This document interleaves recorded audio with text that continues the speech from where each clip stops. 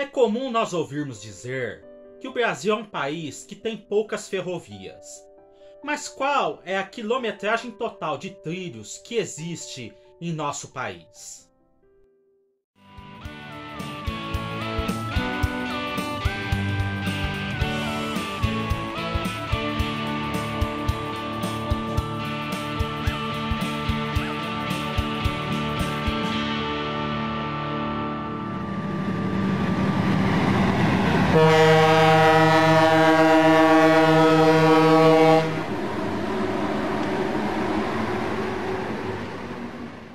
E aí pessoal, tudo bem?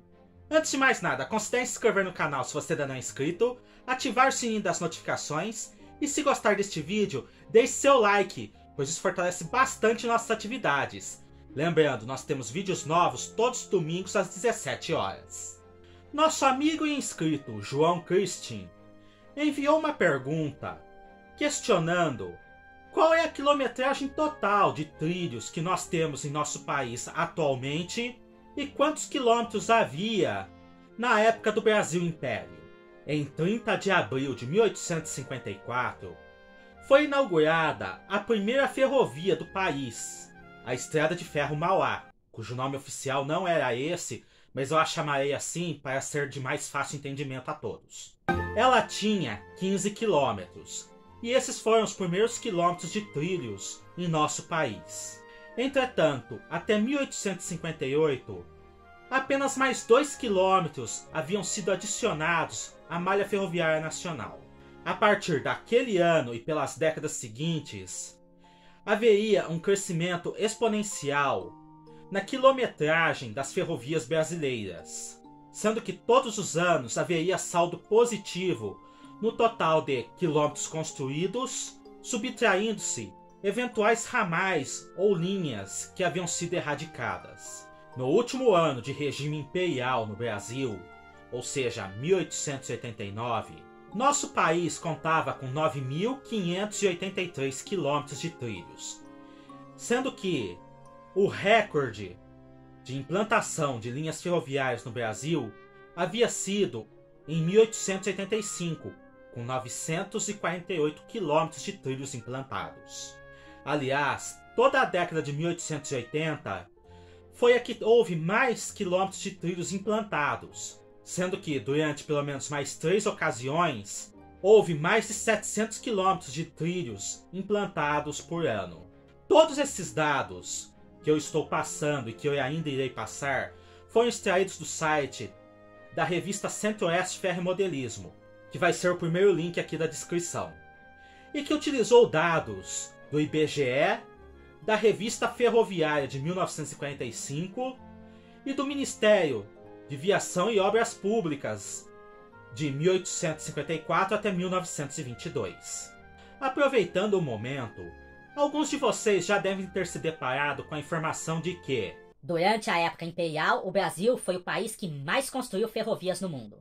E essa informação é uma verdadeira calúnia! Por mais respeito que eu pessoalmente tenha pela figura do imperador Dom Pedro II, é importante esclarecer que não, o Brasil nunca foi o país que implantou mais quilômetros de trilhos no mundo. Colocando-se o ano em que houve maior quilometragem adicionada à malha ferroviária brasileira na fase do Império, ou seja, 948 quilômetros, é importante dizer que os Estados Unidos da América, por exemplo, implantaram durante a década de 1880 uma média de 4.100 milhas de trilhos em seu território. Como cada milha equivale aproximadamente a 1.800 metros, Errou! Basta dizer que, no ano em que o Brasil implantou cerca de 1.000 quilômetros de trilhos, os Estados Unidos estavam implantando aproximadamente 6.000. Então não, infelizmente essa informação de que o Brasil foi o país que mais implantou ferrovias naquele período do século XIX, infelizmente é uma farsa. Entretanto, mesmo com o fim do Império, a malha ferroviária brasileira continuou crescendo, sendo que 1910 foi o ano que registrou o maior crescimento, com 2.085 quilômetros adicionados à malha ferroviária nacional, que alcançou seu apogeu no ano de 1960. Nesse ano, embora algumas ferrovias já tivessem sido desativadas, ela alcançou o máximo de 38.287 quilômetros. Um dado interessante é que, de 1854 até 1938, a malha sempre havia registrado saldo positivo, sendo que, justamente em 1939, foi registrado o primeiro saldo negativo no número de quilômetros da malha ferroviária brasileira. Ou seja, naquele ano, mais ferrovias foram desativadas do que construídas. Entretanto, como eu mencionei agora há pouco que 1960 foi o ano em que se registrou a quilometragem máxima de ferrovias no Brasil, isso significa que, de 1940 até 1960, ainda houveram anos em que se acrescentaram mais quilômetros do que se subtraíram. Entretanto, a partir de 1961, ocorreu tanto uma estagnação quanto uma grande desativação de ferrovias em nosso país, sendo que o ano de 1966, infelizmente, é aquele que registra a maior regressão, com 1.567 quilômetros de trilhos erradicados no Brasil. Na tabela fornecida pela revista Centro-Oeste, o último ano registrado pelo IBGE é 1993, quando a malha ferroviária brasileira havia regredido para 30.379 quilômetros. Este é o último dado confiável que eu consegui encontrar na internet, já que, a partir de então, até mesmo os sites do governo informam que a malha ferroviária brasileira tem em torno de 30.000 quilômetros, nunca colocando uma quilometragem específica. Isso se dá porque algumas ferrovias não foram erradicadas, mas também não foram concessionadas, sendo que elas se encontram em um limbo jurídico. Por isso elas não podem ser incluídas no total de quilometragem brasileira e também nem podem ser excluídas. Segundo o site da ANTT, Agência Nacional de Transportes Terrestres, em 2015 o Brasil ainda tinha cerca de 30.000 quilômetros de ferrovias, tanto para transporte de cargas quanto para transporte de passageiros, ou seja, incluindo-se transporte suburbano, como a CPTM Supervia. E, acredito eu, excluindo-se linhas de metrô, como o metrô de São Paulo e o metrô do Rio de Janeiro.